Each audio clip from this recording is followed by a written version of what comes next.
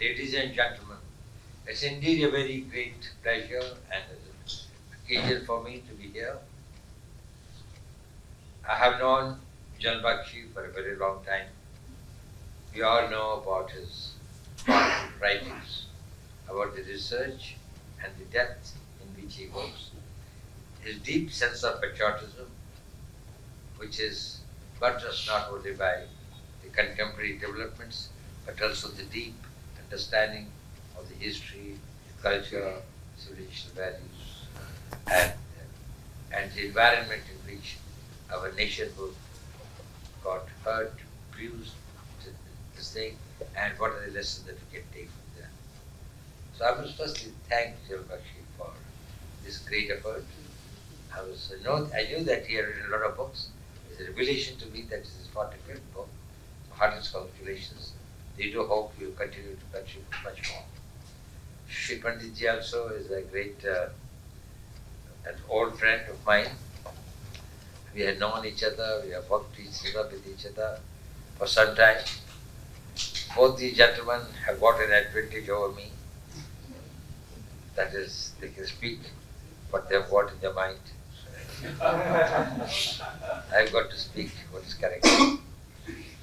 And though they know what I feel, and Chris, they know, two of them know what my feelings and my understanding are. Now, firstly, let me thank Jan Bakshi for the book, and not for the reasons that many of you will say. Why is this book important, and why I consider it to be a very, very great effort? Why do we fight the wars? Is it some vicarious pleasures that we get in killing the adversaries, human resource and the capital? What is it? What do we want to achieve? Whatever our military objectives and political objectives may be, how do we want to achieve it? We achieve it by breaking the will of the nation and defeating its army breaks their will. That is why it is important. When you defeat them on the battleground, the nation is prepared to have peace with you on your terms. So whether it is Ukraine, Russia, the second war, or any war, and at the end of it, it is that you want to do that. But what happens if the people don't have the national will at all? Do you need enemies? One of the major tasks that we neglected and we should have this thing, or to the extent it should have been done, was creating the national will, strengthening it. Way back, about 125 years back, but the one person who rose to do that was Swami Vivekananda. That is, when he say Uttishta Bharata, O India, rise. Idea was this, to create that national will. And I must compliment that in the same tradition, General Bakshi's books, his narratives, his discourses, they may look little outlandish at times and little one can have his own criticism, but the fact remains that the idea behind that is to know who you are. Understand yourself. Realize your potential, realize your past.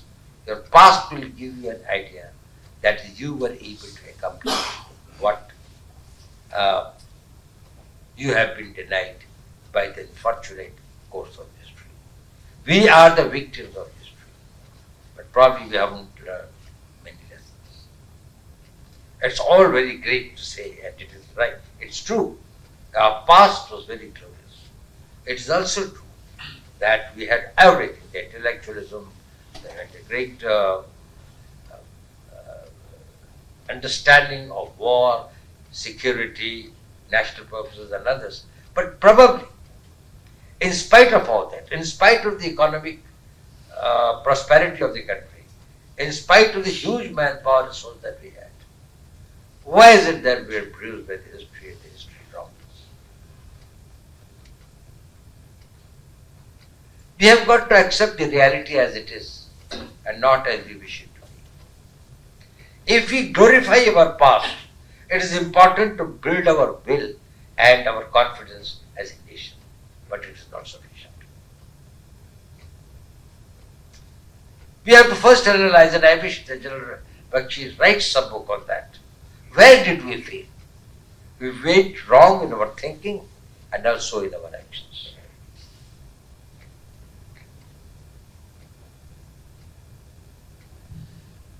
One of the reasons where we failed was that we considered the strategy, the norms, the rules, the values, the laws that will govern your engagement with the adversary will be on your terms, by your preserved by your thinking. Strategy making or war is never a binary, it's never a singular unitary equation. It is vis-a-vis some objective or an adversary or achieve thing that what there is more than one entity. Now I am reminded of the book that Menzer, one of the Greek journalists, had written. Some of his memoirs which I have read, which is in one of the books in the Vivekananda Foundation, which I read there. Later, who came to be known as Milind in the Indian history. He converted to Hinduism and Buddhism and then to Hinduism. He said that, well, when we came here, we found that was a very strange practice. Whereas we could come on our horses and go across the fields, the Indian soldiers will pass through the lanes because according to their law, according to their traditions, according to their values, they could not this thing, खड़ी फसल के अंदर से नहीं जा सकते, पेड़ नहीं काट सकते, सूर्य अस्त होने के बाद किसी को मार रहे, युद्ध से पहले संघ में जाएंगे जिस तरफ से आ रहे. Now we thought these are our practices. हम ही है क्या लड़ रहे, दूसरा भी तो. Is it that we have got to make our strategies, we have to build our doctrines, we have to build our equipment, we have to build our preparations and training and everything, keeping in view the overall ecosystem and the environment which are at work. And it is not as we wish it to be. This persistently had been one of our shortcomings. We did not update and upgrade ourselves. When we brought in horses because others were having it, probably it was too late. But then we didn't bring in the sit-ups there.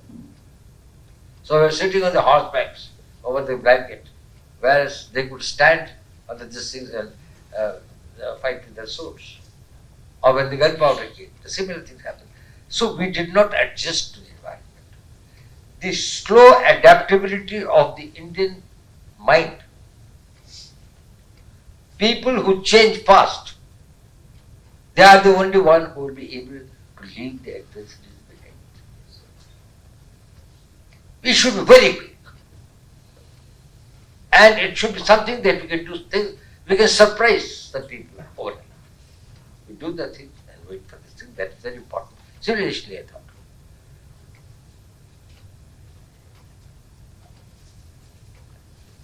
Another is, all these things require a decision. Whether it's a small decision that a platoon commander makes, or it is a mighty big decision that the prime minister makes. It all is a game in the life, is all decision. And everybody makes decisions with good intentions. According to what he has been trained, according to what his education, his mental caliber, why did, say, in a certain period of time, we are talking about Greeks came and Chanakya did very great this thing, he changed the fighting culture. But we accept the reality, it is not only the Greeks. After that, the Kushans came, the Shak came, the Parthians came, the Rishas came. It is Mughals, etc., they came much later. Islam came much later. But we were constantly being this thing by this.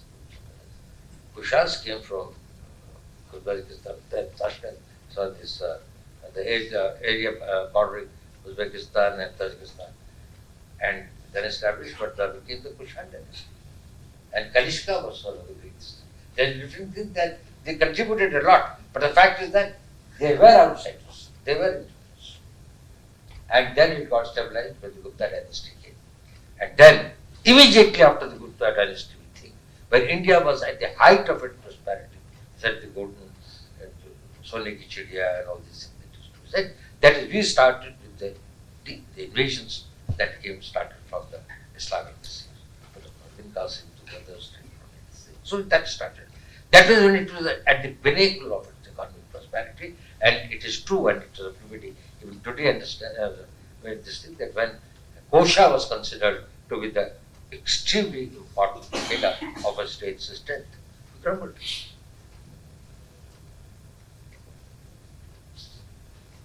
We made wrong choices.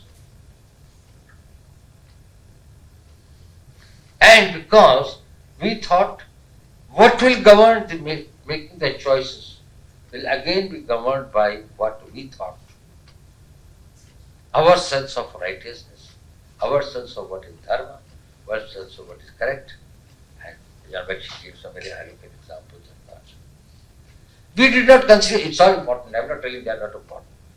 But what is most important is, ultimately the choice, exercising a choice is a function of your capability. It is just like this. What can you buy in the market? Depends upon how much money you got in your pocket. You can buy a Mercedes or you can't even afford a cycle. We did not build our capabilities proportionate to what our threats were and what we were capable of. We had the manpower, we had the economic strength, we had the geographical expanse, we had, in a way, borders that could be well protected, because we had the Himalayas on our north, we had the desert and this thing on our west, and then we had the sea, this thing, etc. We could have built up when most of these people were still very, very underdeveloped at this thing. We should, what we have got to learn is that if you have got to make the right choices, and even if there are people who had the courage and the chivalry to make the right choices, probably they can at the different stages. You know, even Gandhiji, when he said, and you go very deep and study this thing, that he will go for ahimsa or non-violent movement, because he felt that we don't have the capability of exercising the choice of confronting the British. That is what he just thought. Bose thought otherwise. He thought that if you could mobilize the whole country, but the country is mobilized if there is that master will. Where was that? How many people still were even at that time and others? They had sympathy, they had regard, they have got acceptance of what Subhash Bose was doing. But they didn't have the courage to go and stand by him or send their children to say, okay, leave your this thing and go. I'm not talking about the people in the army, I'm talking about the general public. How many people, when you say the demographic war and others, or the demographic this thing and others, how do you think that the injustice is done that the particular demographic behaves in a particular way? That is the biggest strength of it. We are civilizationally people who lacked collectivism. When we wanted to achieve the highest spiritual status, we abandoned even our family, our children, our wives, and everything. Went to the Himalayas with the Kamandal or something. We never prayed together, like in namaz and others. Collectivity was not our things. We acted in our isolation. Our individualism takes over. And nationhood, or a community, or a society, and others are all collective functions. So in our strategy, if we we have to bring that collectivism, that distance. It's only when the society is empowered and has got the choices. So capability building. Capability is more important than intentions. I can change my intentions in half an hour. If you say that, well, I've got the choice that I can attack X and achieve my military or political objective, or I can go for a discussion around the table and for a diplomatic talk, I've got both the options open. Then it is relevant to say, why did you not go for a war when you could?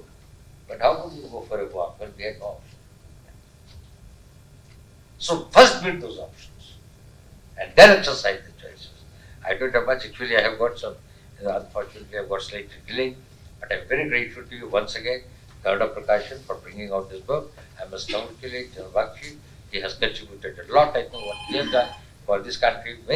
Nobody else has probably written so much, and I wish that our younger generation finds access and these books are promoted. Even if they have to be subsidized, to be done. If there is translations in different languages can be brought about.